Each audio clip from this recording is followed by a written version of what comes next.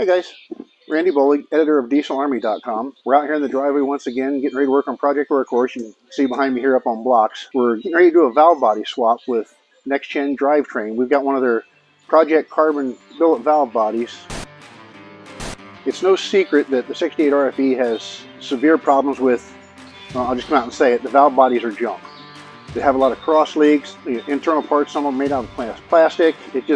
They do not hold up very well and they cause issues. So we got a hold of Next Gen Drivetrain to talk about their Carbon Project valve body, and we're going to open up the box today and see what we have. Paper, we got later some. Here we go. Set this off to the side. We'll need him later.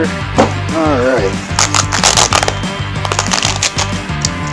The side. Remember, keep all this packaging, guys.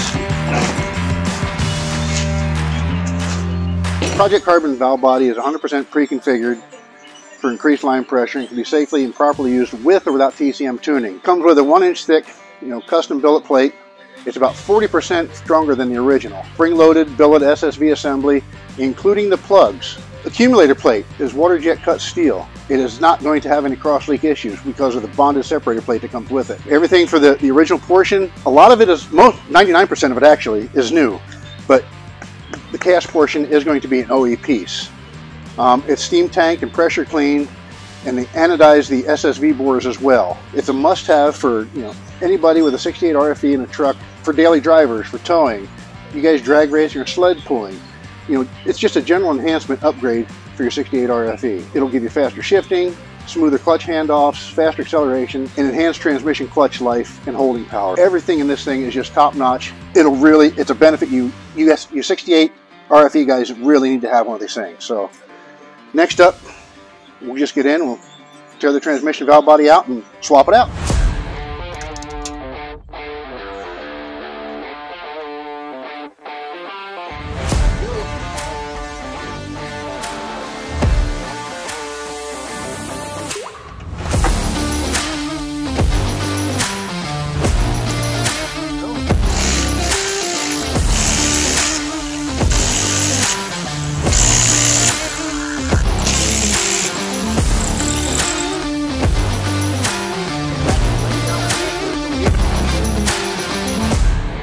See our stock valve body on the right hand side there. We need to take that solenoid pack off, which is right there. So we'll remove that guy and get it put on the other one and ready to slide it back in.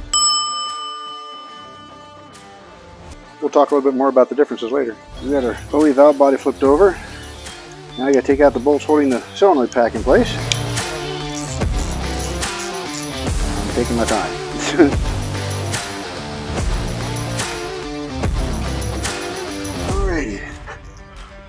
The most important thing you want to remember putting this back in is here.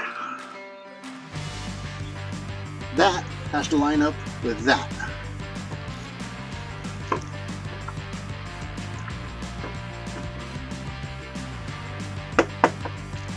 Now, you're going to want to put all these in finger tight before you tighten any of them.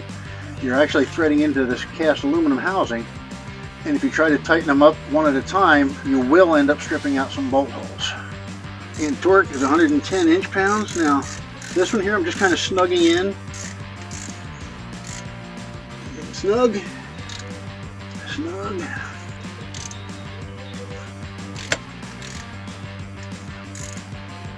Okay. All of them are snug. So,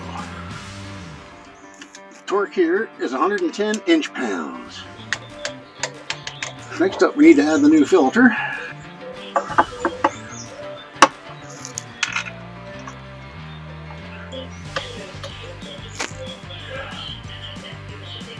And that's tight. Don't forget to plug in your solenoid, folks. Forgetting that can cause a lot of problems. And now for the pan.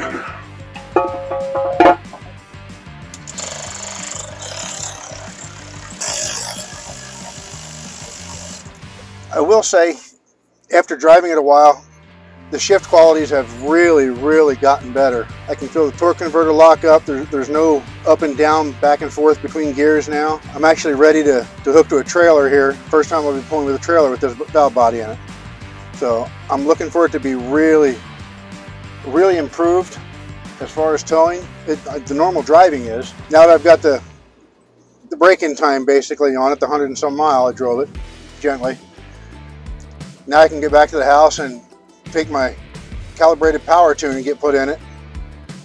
I got the shift on the fly tune from Calibrated Power where I can adjust between 1 to 5 for heavy tow, performance, light tow. I'm probably going to leave it most of the time on the heavy tow because that's what I do with this truck. It's a workhorse. It's not a race truck. I don't go down the track with it, but I do pull heavy trailers, so I'm going to leave it in heavy tow, but we'll let you know how that goes once I get back to doing that. But I will say, if you're driving a Ram truck, no matter what generation, if it's got the 68 RFE in it, I highly recommend the valve body upgrade like this. Transmissions are known for having issues with the cross leakage for the valve bodies. The accumulator pistons inside the valve body are made out of plastic. They don't last. A lot of oil pressure can leak by them. They shift poorly. They can just cause you an issue. If you have a Ram truck with a 68 RFE, a valve body should be your first upgrade to that transmission. Like I said, for the first 100 mile, I was very gentle with my driving, 30% throttle maximum, nice easy little drives around town. Putting 100 miles on for the learn is one way to do this. You can do the quick learn if you want to. If you're going to do the traditional learn, the slow learn, whatever you want to call it, don't get on the interstate and drive your 100 miles. If the transmission is not shifting, it's not learning anything. It's not going to do you any good. Drive it around town, the edges of town, just little cruises around. Go to the ice cream stand with the kids, the grandkids. Take your wife out to dinner, but drive the thing nice and gentle for the first 100 miles in town where it can shift a lot. Once you get past your 100 miles, this thing's good to go, and just like it was before you started, only shifting better. And there you have it, folks. Job done. See you next time.